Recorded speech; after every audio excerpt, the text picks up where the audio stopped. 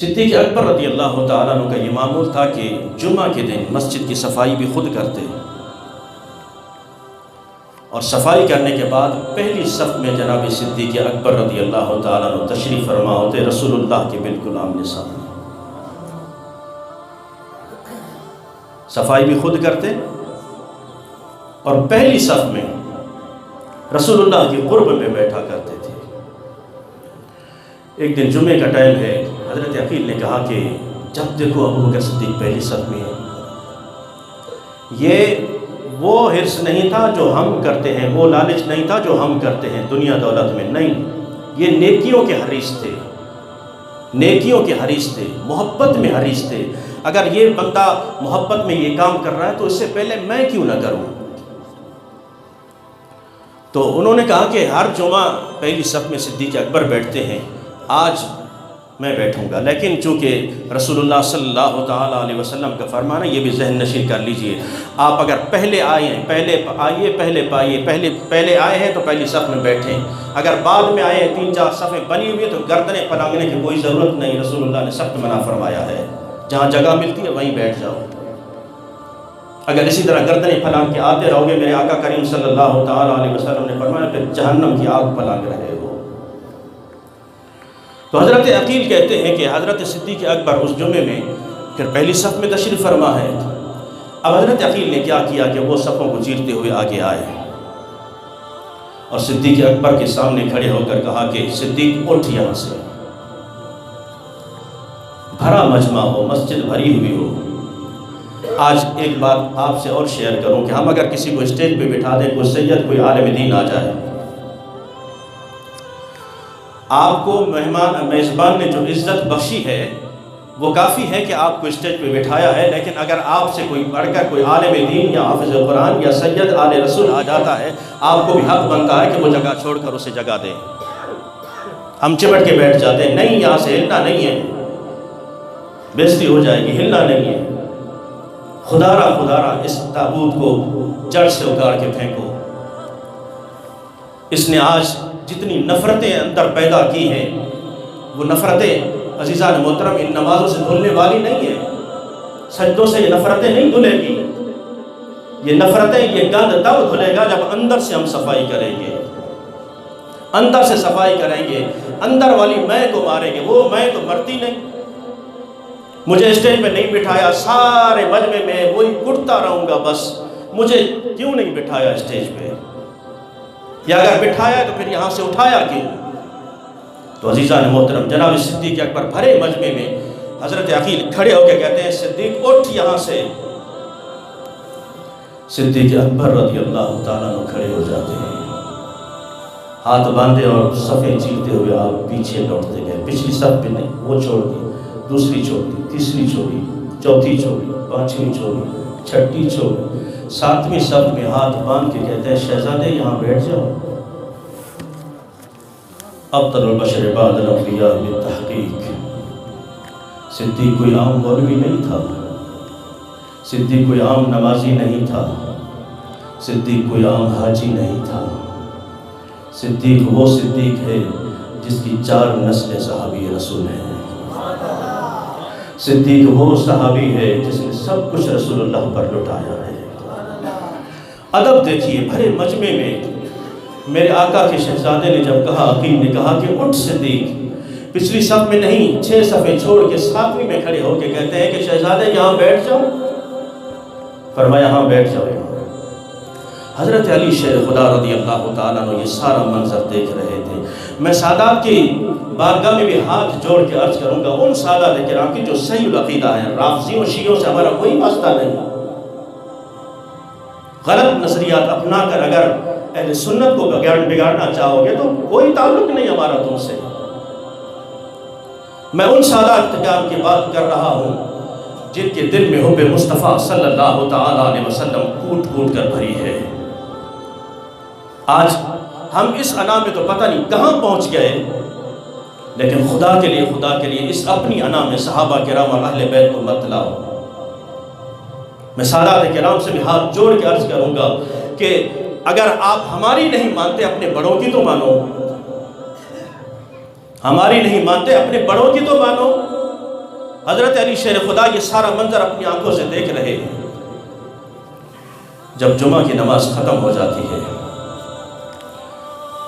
حضرت علی حضور اکرم صلی اللہ تعالیٰ علیہ وسلم کے پاس تشریف لے جاتے ہیں۔ یا رسول اللہ، عقیل کو آپ سمجھائیں، عقیل کو آپ سمجھائیں۔ میرے آقا کریم صلی اللہ تعالیٰ علیہ وسلم نے فرمایا، کیا ہوا؟ عرض کی، آقا آج صدیق اکبر کو اس نے پہلی صف سے اٹھا کے 7ویں صف میں بٹھا دیا،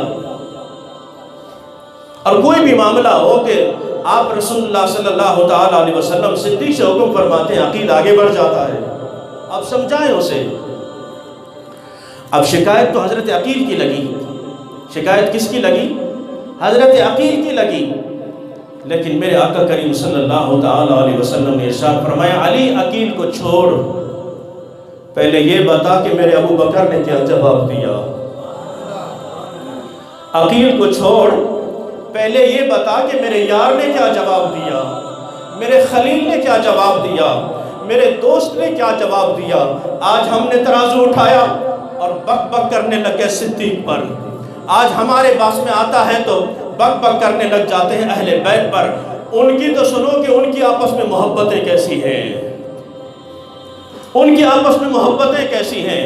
حضرت علی سے میرے آقا فرماتے ہیں کہ علی عقیل کو چھوڑ، پہلے یہ بتا کہ میرے ابو بکر نے کیا جواب دیا، میرے دوست نے کیا جواب دیا۔ حضرت علی رو پڑے، حضرت علی رو پڑے، عرض کی، یا رسول اللہ صلی اللہ تعالیٰ علیہ وسلم، ابو بکر جیسا درد کہاں سے ڈھونڈ لائے، ابو بکر جیسا درد کہاں سے ڈھونڈ لائے، نہیں ملتا یا رسول اللہ۔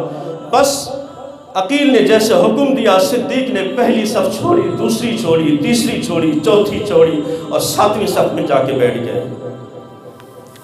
میرے آقا کریم صلی اللہ تعالیٰ علیہ وسلم نے ارشاد فرمایا، بلاؤ ابو بکر کو بھی، عقیل کو بھی بلاؤ۔ دونوں کو بلایا گیا۔ رسول اکرم صلی اللہ تعالیٰ علیہ وسلم نے پیار سے ارشاد فرمایا، عقیل بیٹے بیٹھ جا یہاں۔ پہلے ابو بکر سے ارشاد فرمایا کہ ابو بکر آج کیا ہوا ہے؟ عرض کیا، رسول اللہ کچھ بھی نہیں، کچھ بھی نہیں ہوا۔ میرے آقا نے فرمایا کہ میں نے سنا ہے کہ آپ کو آج پہلی صف سے اٹھایا گیا ہے۔ عرض کی، آقا کچھ نہیں ہوا، ایسا کچھ نہیں ہوا۔ اللہ اکبر۔ رسول اکرم صلی اللہ تعالیٰ علیہ وسلم پھر مخاطب ہوتے ہیں حضرت عقیل سے، فرمایا، بیٹے ذرا قریب آ، بیٹھ۔ جس ہستی کو آج تو نے پہلی صف سے اٹھایا ہے، یہ سنتے جائیے۔ میں پھر عرض کر رہا ہوں سادات کرام کی بارگاہ میں ہاتھ جوڑ کے کہ اعتراض بعد میں کرنا، جب رسول اللہ صلی اللہ تعالیٰ علیہ وسلم خود اپنی زبان اقدس اور حضرت علی شیر خدا رضی اللہ تعالیٰ عنہ خود اپنی زبان اقدس سے ایسے فضائل بیان فرمائے، تو پھر میری حیثیت کیا ہے، میرا مقام کیا بنتا ہے کہ میں ایسی ہستیوں پر اعتراض کروں؟ کبھی اپنے گریبان میں بھی چھانٹ لیا کرے۔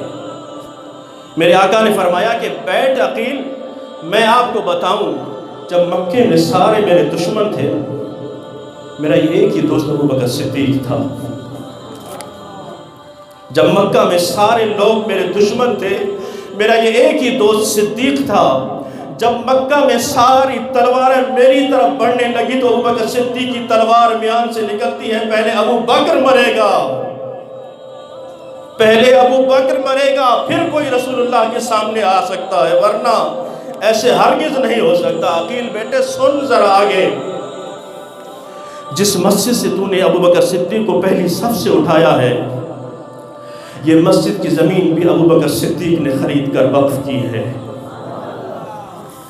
جس صدیق کو آج تو نے پہلی صف سے اٹھایا ہے، عقیل بیٹے، رسول اکرم صلی اللہ تعالیٰ علیہ وسلم یہ فرماتے جاتے ہیں، حضرت علی شیر خدا رضی اللہ تعالیٰ عنہ کی آنکھوں میں زار و قطار آنسو ہے۔ آج ان کی ذات پر اعتراض کرنا آسان ہے، اور ہم بھی جاہلوں کے ساتھ مل کر، جاہل بن کر اور چند نعروں میں آ کر پھر ان کے ساتھ شامل ہو جاتے ہیں۔ خدا را ہوش کرو سنیو، ہوش کرو۔ آج صحابہ کرام رضوان اللہ تعالیٰ مجمعین اور اہل بیت میں آپس میں پتہ نہیں یہ رافضیوں اور شیعوں نے مقابلے کرا کے ان بد مذہبوں نے من گھڑت نظریات لا کر آج وہ دور کرنا چاہتے ہیں، اور ہم بھی چند نعروں میں آ کر کہتے ہیں کہ ہاں یہ نعرہ حیدری سے چڑھتا ہے۔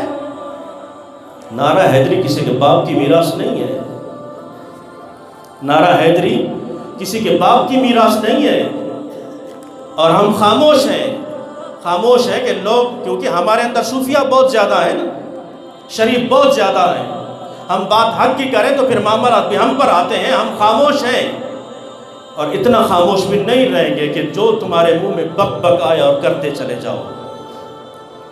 نعرہ حیدری بھی ہمارا ہے، نعرہ صدیقی بھی ہمارا ہے۔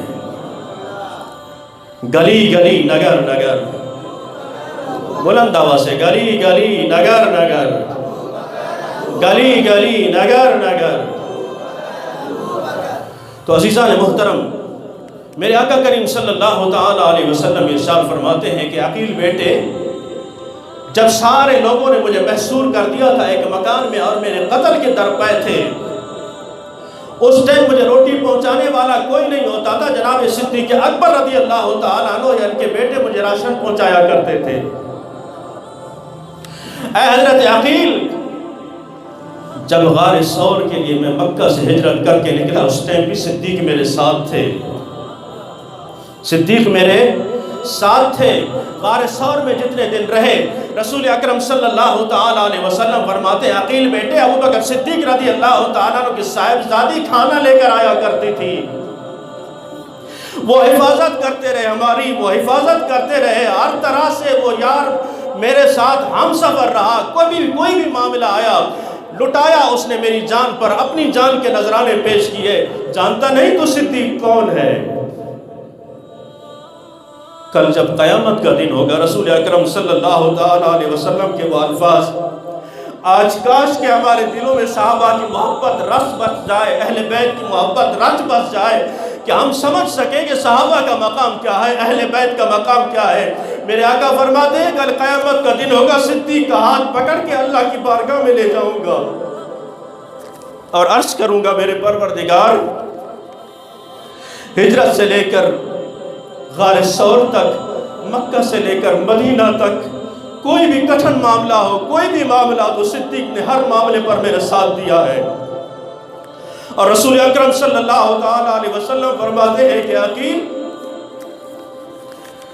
صدیق میرے جتنے صحابہ ہیں، جتنوں نے مجھ پر احسانات کیے ہیں، میں سب کے احسانات چکا کے جا رہا ہوں، لیکن صدیق کے احسانوں کا بدلہ میں نہیں چکا سکتا، صدیق کے احسانوں کا بدلہ میں نہیں چکا سکتا۔ اور کل قیامت کے دن رب کائنات کی بارگاہ میں عرض کروں گا، پروردگار، چاہے ہجرت ہو، سفر ہو، عذر ہو، بدر کا مقام ہو،